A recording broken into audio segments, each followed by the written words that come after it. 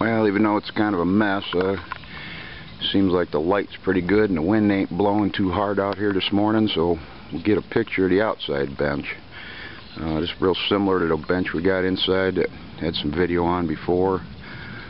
This one here is a 5-legged design just because of the way it was when I got it. It was a warehouse rack and it had 4 legs on it. I stuck that last leg on there to kind of hold it up. It was kind of tippy. Kind of the same process here. Got some of those 2-inch Schedule 80 pipes stuck in there for the attached device there. You see the devices on this one out here. It moves in between the 2 tables. This one here, as you can see, it's a mess, but underneath that plywood there is a grid table. I guess I'll clean that off later, get some video of it, but it's basically a cutting table, nothing but some angle iron and some rebar welded together.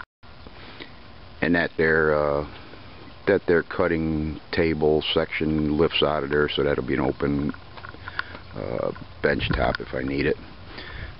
This on the end here, all that is a support.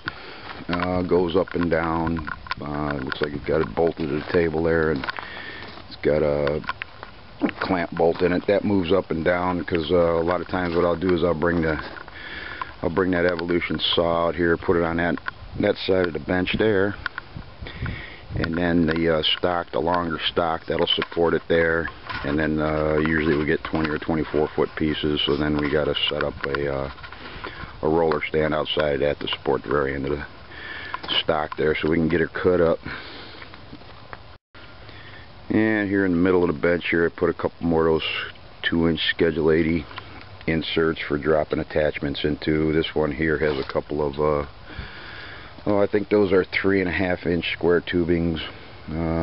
They'll take attachments to if need be. As you can see, it's got the shelf underneath, which is a severe mess. That's all the pieces that too long to throw away and too short to save, so they end up under there, but they get used for fixtures and little parts and whatever. And then the catch-all underneath there for scraps and garbage and paint stuff and stuff I just don't want underfoot goes up under the table there. So underneath there you see all the we got scraps, throw steel scraps in there and stuff as we're cutting and fitting, and paint containers to mix paint, and just stuff that you should throw away but don't. And on top of that table you see a couple of these are going to be a couple metal baskets we're making.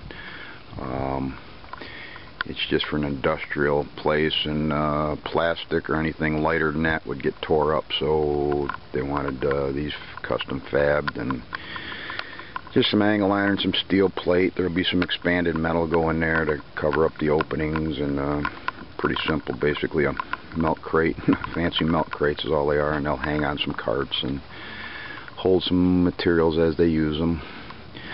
Over there on the back, there's some steel tubing cut to size. What that's going to be, that'll be the frame pieces for a trailer axle setup we're building.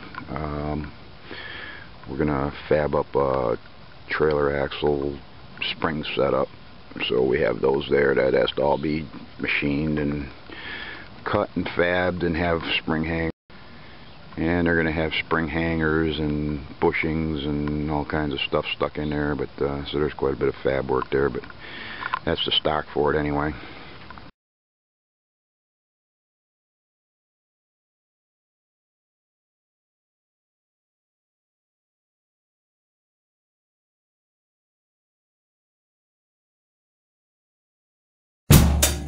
Yeah.